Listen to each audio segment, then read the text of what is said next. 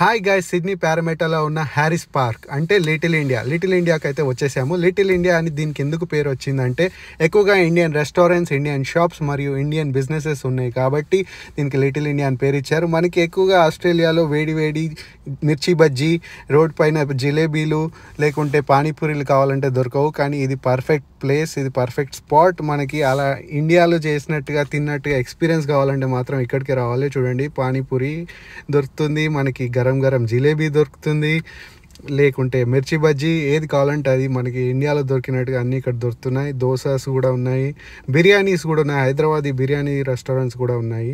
ఇక్కడ అందరు Indian businesses owners వాళ్ళందరూ కలిసి ఒక అసోసియేషన్ లాగా ఫామ్ అయ్యారు. చూడండి, వాళ్ళ ఆఫీస్ ఇదే. మా నాన్నకైతే చాయ్ కంపల్సరీ కాబట్టి